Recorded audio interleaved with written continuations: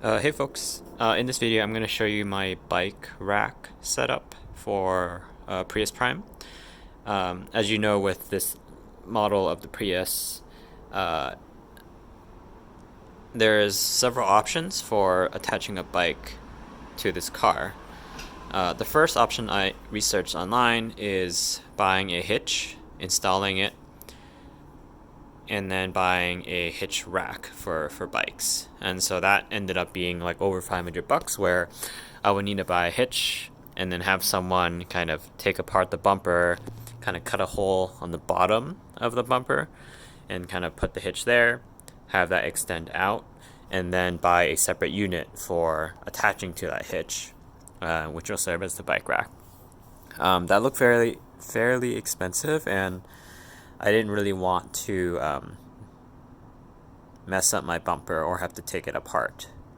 The other option is to buy a roof rack. And so I already have these bars that came with the car when I bought it. And yeah, there's like several few $100 options where you can kind of have a bar go across from the back bar to the front bar, and then a bike would be, vertically stacked like that. I didn't really like that option because, what if I have to drive to through tunnels, and what if it's like pretty windy? I also hear that the drag leads to severely lower miles per gallon, so I didn't want that. So for my old car, I had this rack. This is usually only for sedans where you don't have a hatchback. Um, but I was able to modify it in a way where I could use the roof bars, uh, and kind of it still feels pretty good. So I'm just going to dive into how I have it strapped up. So I got two side straps here. Oh, by the way, the model for this is the Allen, the cheapest one on Amazon. It's the Allen, it's the Allen 102DN. That's the model. So if you want to search that online, you can.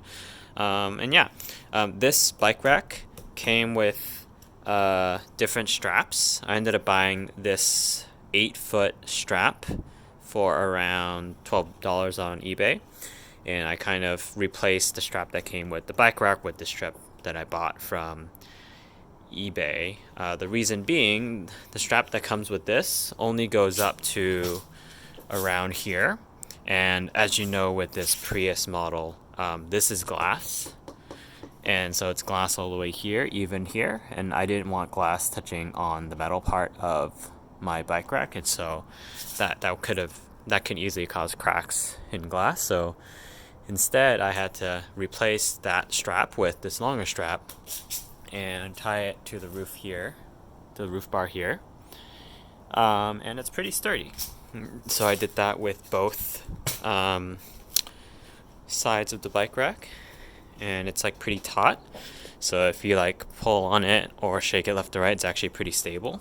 The thing to make sure is like if you're looking for ropes to buy for this, make sure they're fairly static ropes and they're not like the elastic kind. If they're elastic, this can actually not be as stable. And then yeah, the rest is like pretty simple. We've got a